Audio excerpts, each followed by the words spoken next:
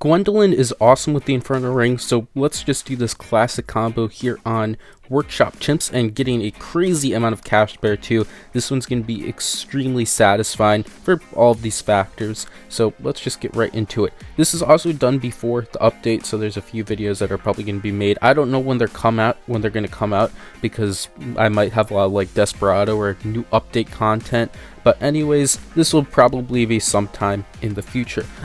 But starting out here, I'm going to just get this ninja up to 201, and then I'm going to go for a spike factory. It's going to be kind of boring, but the early game is just going to be the spiked mines and Gwendolyn up there. Gwendolyn's going to be doing pretty good for the early game, actually. It's nice and refreshing having a hero that just can shred through the early game, because a lot of times I'm using heroes that don't really do that. Actually, I mean, a lot of times I am. Oben's great for the early game, same with Sada too, but it's just a nice touch if you can have that, so that's really cool. Plus, I don't use Gwen that often. I feel like Gwen's just a really neat and satisfying hero to use in many ways. She has like a lot of damage, and her buffs are actually really cool, especially for being able to just tear through DDTs, and also buffing fire towers, which is what I'm kind of doing here. So with Gwendolyn using her abilities and all that, I should just be able to go straight into an alk buffed 320 spike factory, get that up to spiked mines pretty shortly. I'm not going to have to waste anything on like any towers or whatnot, and I'll be pushing for this Inferno ring before round 80. I tried to like read it out super early, but some rounds came in and there were just too much to deal with.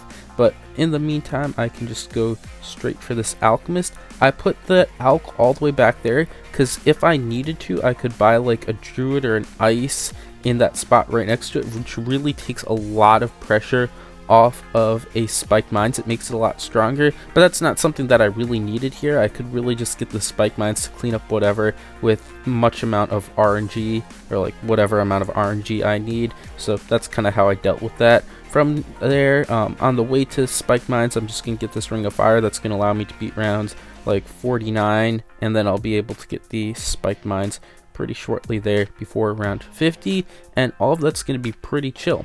This basically took me up to, I think it was round 64, where I could not really beat that. So yeah, it's a pretty good combo so far, and it does save up a lot actually. The Gwen buffs are just so nice to have, and I don't know if it's just me. I probably said this like a bunch of times, but Gwendolyn's just like a super satisfying hero to use. Everything about it just comes together so perfectly. Or maybe the fire animations from the Ring of Fire just look super cool.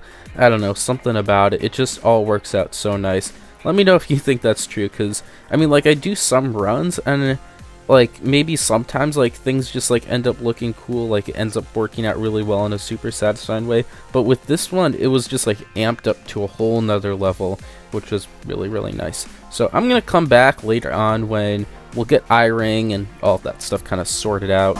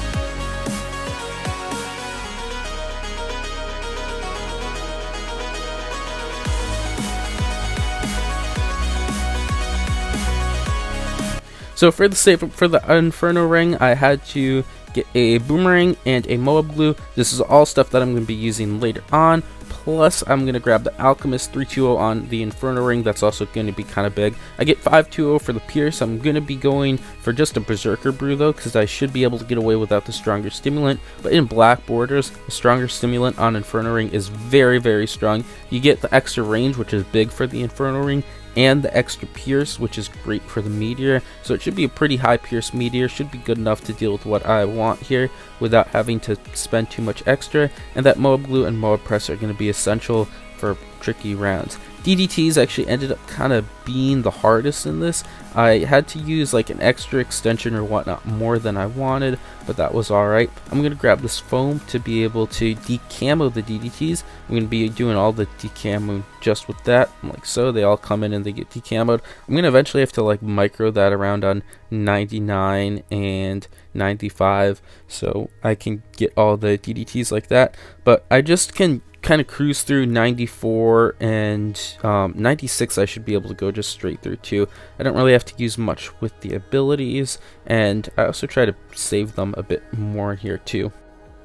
For around 95, as I said, this one was going to take some micro, and this also took a pretty long amount of time to beat. This one wasn't like really easy, and it was just a lot of RNG from everything. I used the slowdown a little bit late, so I did end up taking one whole DDT with the spike mines, but the spike mines is strong. It can take a lot, and it actually looked like there was a lot left over, but that was after many attempts of just brutally failing over and over again. 96 was free, and on 97 I had to go for that spike factory there. That is just going to be the spike that I'm going to use to beat 100. It's, what even is it? A spike storm. Yes, how did I forget the name of that? For 98, I just had to use a slow, and that's all it really took to beat 98. I just shredded through all of those heavy rounds. The Gwen buff I-ring just can do that.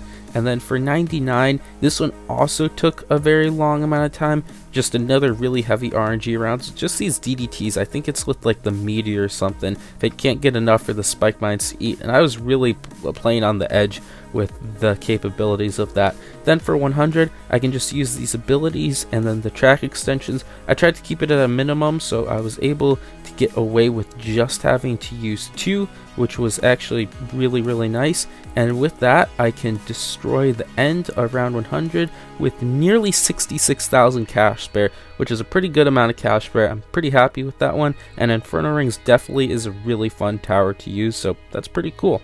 Thanks for watching. If you want to help out the channel, you can check out these new videos, like and subscribe for more content, support the channel by becoming a member, and joining the Discord to chat with the community. Bye!